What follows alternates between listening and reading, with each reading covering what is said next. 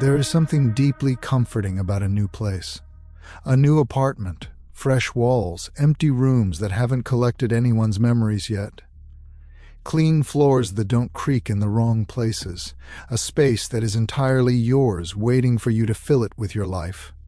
That feeling, the feeling of a fresh start, of possibility, of safety, is one of the most human feelings there is. I moved into my new apartment on a Saturday in March, 2 years ago. I carried boxes up 3 flights of stairs. I put furniture together with the wrong screwdriver. I ordered pizza and ate it on the floor because I hadn't unpacked my plates yet. And at the end of that night, I lay on my mattress in the middle of an empty room, surrounded by boxes, and I felt something I hadn't felt in a long time. I felt hopeful. I want you to remember that feeling, because by the time this story is over, you'll understand exactly how completely it can disappear. Let me tell you a little about the apartment, because the details matter. It was on the 4th floor of a building that had been standing since the 1940s. One of those old brick buildings that you find in certain parts of the city. The kind that looks like it has survived everything. Wars and storms and decades of tenants, and still stands with a kind of quiet dignity. High ceilings, original hardwood floors that had been refinished but still held the character of something old. Thick walls. The kind of walls that you don't find in newer buildings. Solid, heavy, built when people still believed in building things to last. The apartment had 2 bedrooms, a small kitchen, a living room with a bay window that let in the afternoon light beautifully, and a narrow hallway that connected everything. The previous tenants had left in a hurry, the landlord told me. A family, a couple and their young daughter, who had broken the lease and moved out 3 months early. He didn't say why, and at the time I didn't think to ask. I was just happy to have found a place I could afford that had space and light and those beautiful old walls. Those walls. I keep coming back to the walls.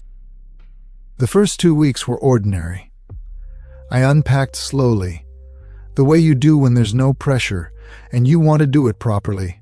I learned the sounds of the building, the elevator that hummed at odd hours, the neighbor below me who played classical music in the evenings, the pipes that knocked gently in the walls when the heat came on.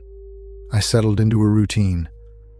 Work in the morning, lunch at my desk, a walk in the afternoon when the weather allowed, evenings reading or watching something on my laptop. I was in a peaceful period of my life, quiet, deliberately quiet. I had come out of a difficult few years and I was ready for stillness. The apartment gave me that at first. It was during the 3rd week that I noticed the smell. It was faint at first, so faint that I wasn't even sure I was smelling it rather than imagining it. Something old, something dry and papery, like the inside of a used bookstore, but with something else underneath it, something slightly damp. It came and went, and I couldn't locate exactly where it was coming from. I assumed it was the building's age. Old buildings have their own sense, their own atmosphere. I didn't think much of it, but the smell grew slightly stronger over the following days. And I noticed it was always in the same place, in the hallway, near the section of wall between the bathroom door and the bedroom door. Just that one spot. Nowhere else in the apartment. I pressed my hand flat against the wall there one evening. The wall felt different. Not dramatically different. Just ever so slightly hollow beneath my palm, in a way that the rest of the wall did not. I knocked on it gently with my knuckle.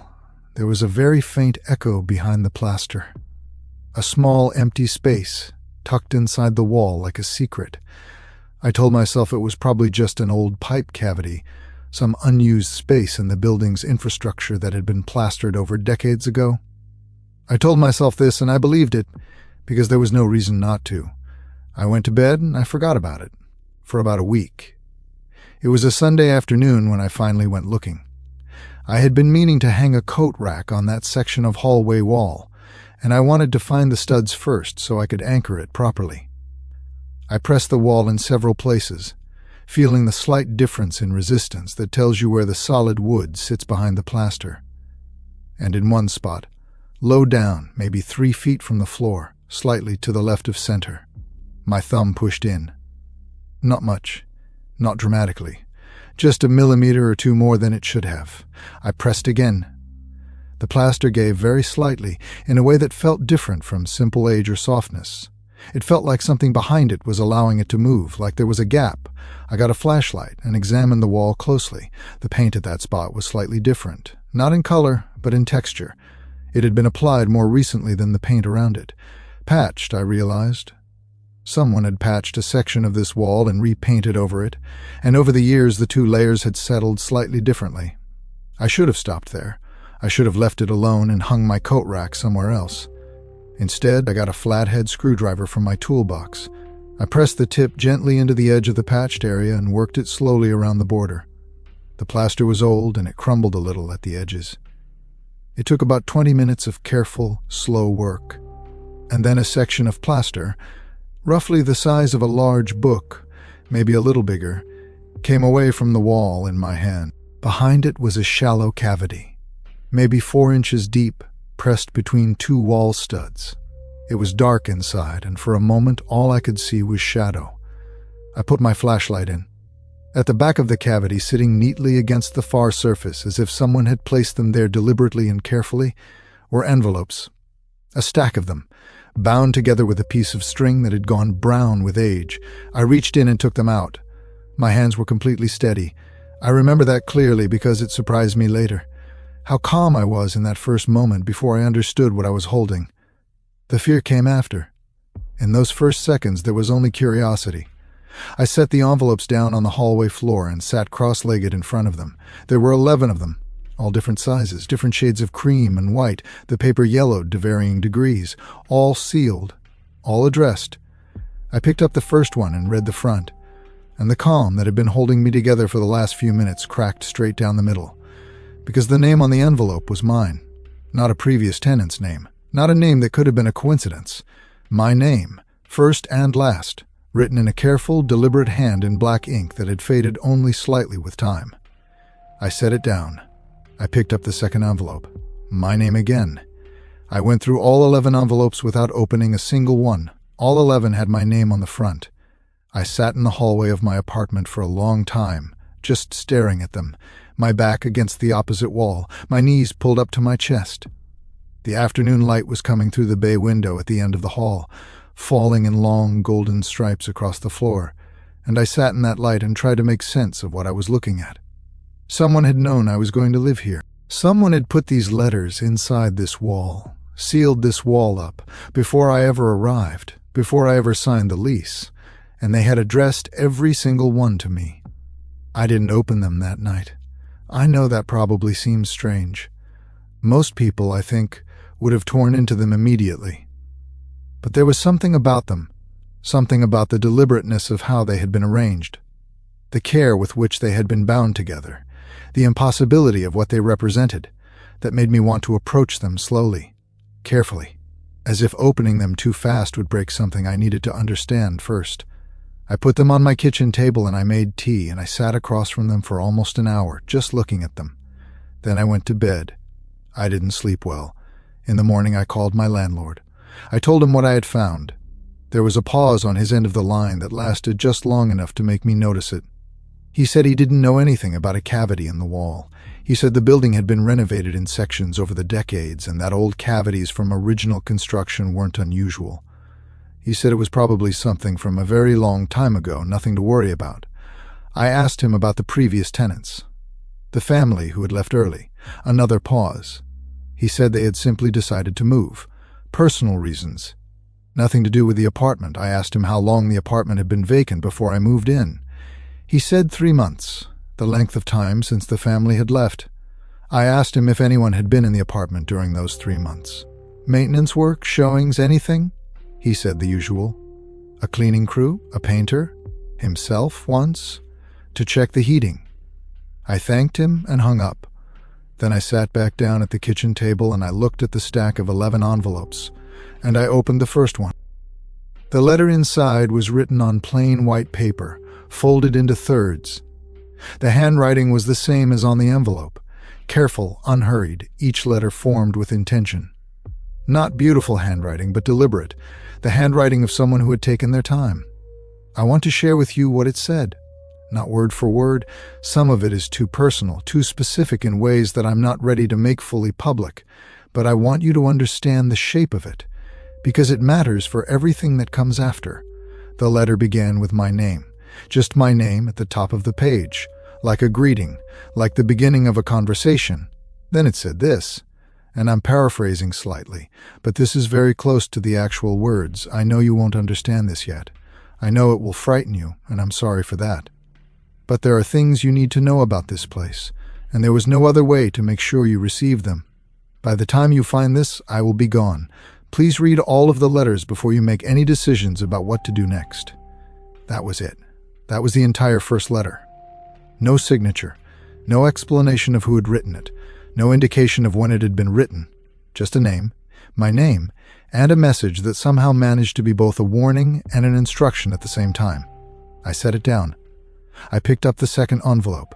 The second letter was longer, 2 full pages, written on both sides, the handwriting growing slightly smaller toward the bottom of the second page, as if the writer had realized they were running out of room and was trying to fit everything in. It began by acknowledging how impossible this all seemed. The writer said, and I remember this part almost exactly, I understand that finding your name on these envelopes must feel like a trick. Please believe me when I tell you it is not. I have known your name for a long time. I have known you were coming here. I cannot explain to you how I know this, not in a way that will make sense in a letter. But everything I'm going to tell you is true, and some of it will save you from making a mistake that cannot be undone. Then the letter shifted. It began describing the apartment, describing it with an accuracy that made the hair on my arms stand straight up. It described the bay window in the living room, and the way the afternoon light came through it. It described the knock in the pipes when the heat came on. It described the smell in the hallway, the old papery smell that had led me to the wall in the first place. It described all of these things in the present tense, as if the writer was sitting in the apartment right now, observing it in real time. And then it described me. Not my appearance, not in detail, but my habits. The fact that I made tea in the evening. The fact that I ate lunch at my desk. The fact that I took a walk in the afternoons when the weather allowed. Things I had only started doing after I moved in. Things that no one could have observed before my arrival. I put the letter down. I stood up and walked to the bay window and looked out at the street below for a long time. At the ordinary traffic. At the people walking dogs, carrying groceries, living their lives in the ordinary world. Then I went back to the table, and I opened the third letter. The third letter was the one that frightened me most deeply, not because it contained anything more dramatic than what had come before, but because of a single sentence near the end that I read and reread until the words stopped looking like words and became just shapes on a page. The third letter told me about the family who had lived here before me, the couple and their young daughter. It told me that they had not left because of personal reasons. It told me that they had left because of something they had experienced in the apartment, something in the hallway, near the wall, at night. It told me that the daughter had been the first to notice. Children, the letter said, are often the first to notice. It told me that the family had tried to stay, that they had told themselves it was the building's age, the sounds and settling that old structures make, that they had convinced themselves for a while that they were imagining things. And then it said this. The wall was sealed for a reason. Not to hide these letters, though they needed to be hidden. The wall was sealed because of what was found inside it, years before the letters were placed there. What was found has been removed, but the space remains. And spaces like that one do not stay empty for long. I read that last sentence 3 times. The space remains, and spaces like that one do not stay empty for long. I looked at the open cavity in my hallway wall. I had left it open after removing the plaster. It was still there, dark and empty, gaping slightly in the wall like an open mouth. I got up and I taped a piece of cardboard over it. It didn't make me feel better, but I needed to cover it. I needed to not be able to see inside it while I kept reading. I read the remaining 8 letters over the course of the rest of that day and into the evening. I won't take you through each one individually, because some of what they contained is difficult to describe in a way that makes sense outside of the context of reading them in sequence, in that apartment, on that day. But I want to give you the shape of what I learned. The letters had been written by a woman. She revealed this in the fourth letter, not directly but through the way she wrote about herself. Small details, the way she described her hands, a reference to her mother. She never gave her name. She had lived in this building. Not in this apartment. She was specific about that. She had lived somewhere else in the building. Though she never said which floor or which unit, she had become aware of the apartment. My apartment, in a way she described as gradual and then sudden, like understanding something that has been forming in the back of your mind for a long time and then arriving all at once. She became convinced, and she explained why at length across several letters, that something in this apartment was drawing people to it. Not randomly. Specific people. People who matched some criteria she could feel but not fully articulate. And she had become convinced that I was the next one coming. She had researched the building's history. She described what she found across 2 full letters, and the details she provided were specific enough that I later verified several of them. The building had a history that the landlord had not mentioned, and that the listing had not disclosed. There had been incidents over the decades. Tenants who left without explanation. One who had been found in the hallway, confused and unable to say how long she had been sitting there. Records that had been sealed or lost, always centered on the 4th floor, always connected to this apartment. The woman who wrote the letters had tried to warn the family who lived here before me. She had slipped a note under their door. They had not responded. She had knocked. They had not answered. She was afraid to say more directly, afraid of how she would sound, afraid of what might happen if she pushed too hard, and so she had done the only thing she could think of. She had waited until the apartment was empty. She had found a way in. She had written 11 letters addressed to whoever was coming next, sealed them inside the wall, and patched the plaster over them. She had written them to me. The 11th letter was the last one, and it was the shortest. It said only this: "I don't know if any of this will be enough. I don't know if reading these words will change what happens next, but I needed you to know that someone was aware of you before you arrived. Someone knew your name. Someone tried, in the only way they had left, to reach you. Be careful of the hallway at night. Be careful of the wall, and if you start to feel that the apartment is watching you, please believe that feeling. Please do not talk yourself out of it the way the others did. I am sorry I could not do more. Please be safe." That was it. No name. No date. No way to find her.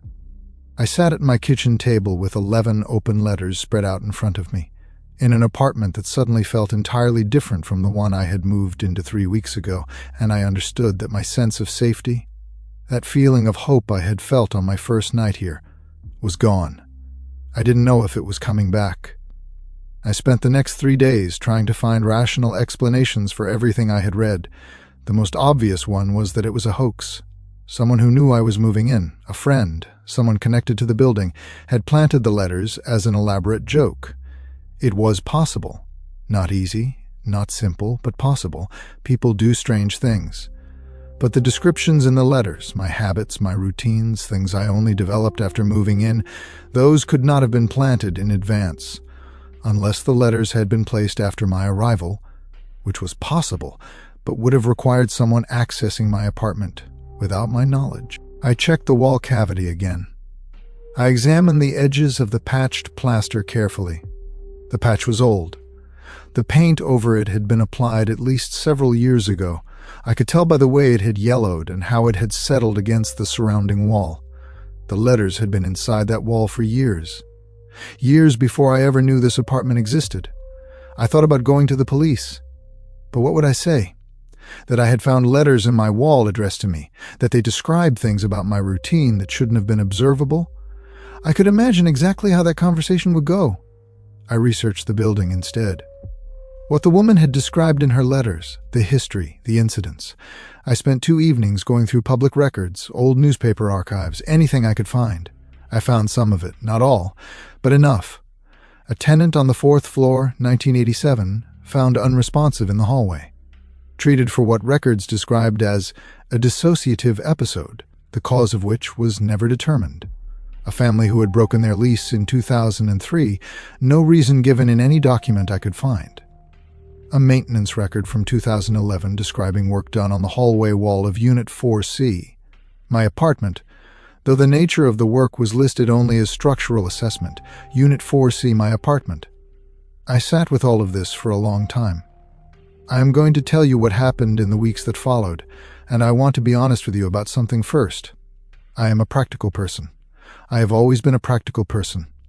I don't believe easily in things I cannot see or explain. I say this not to seem rational or impressive, but because I need you to understand that what I'm about to describe is not the account of someone who was primed to believe in strange things. It is the account of someone who tried very hard not to believe and found over time that they could not sustain that position. The first thing was the smell.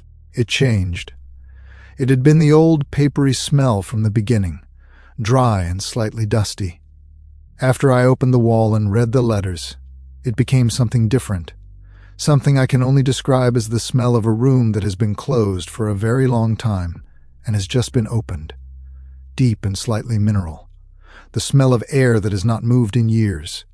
It came from the covered cavity, even through the cardboard I had taped over it.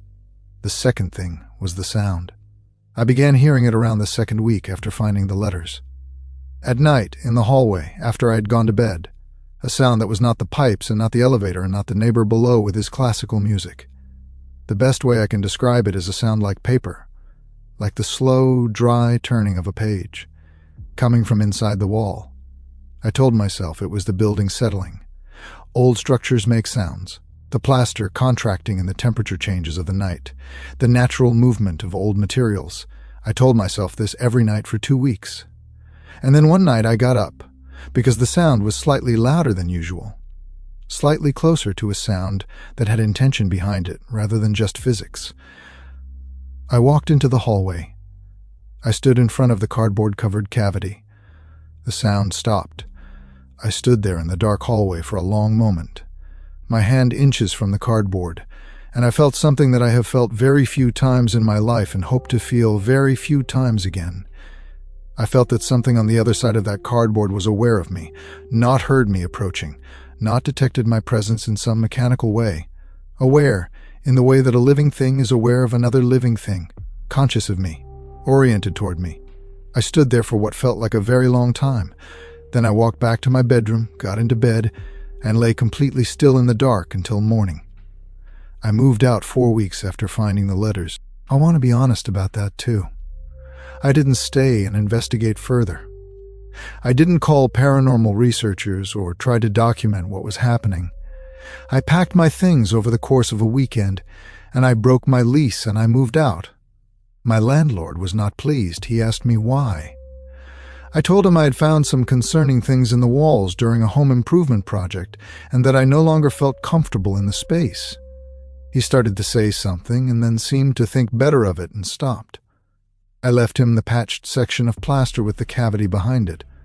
I left him the cardboard taped over the opening. I did not reseal the wall. I took the letters with me. I still have them. All 11 of them, still in their envelopes, bound together with a piece of string that had gone brown with age. They sit in a box in my current apartment, in a closet under some other things. I have not read them again since the day I first opened them. I have thought about trying to find the woman who wrote them. I have thought about going back to the building and looking for her. I have thought about many things, but there is one thing I think about most. The 11th letter, the last one, the short one, it said, "Be careful of the hallway at night. Be careful of the wall." It said, "If you start to feel that the apartment is watching you, please believe that feeling. And here is the thing that I come back to again and again in quiet moments. I felt that feeling. In the hallway, in the dark, standing in front of that covered cavity. I believed it, and I left. But here's what I don't know. Here's the question that has no answer. The thing that sits at the back of my mind on certain nights when the room is dark and quiet. The letters were addressed to me, specifically to me, written for me, waiting for me, placed inside that wall years before I ever arrived. Which means that whoever, or whatever, was behind those letters already knew I was coming, already knew my name. And if they knew I was coming to that apartment, is it possible they also know where I went? Is it possible they know where I am now? I close the closet door when I go to bed at night. I don't know exactly why. It just feels important. It feels like the kind of small, quiet thing that might matter more than it seems. I don't fully understand what happened in that apartment. I'm not sure I want to, but I know this. Some walls are sealed for a reason, and some things, once opened, are very difficult to close again. This has been The Dark Whisper. Sleep well tonight, and if there's a part of your home you've always meant to investigate but somehow never gotten around to, maybe leave it that way.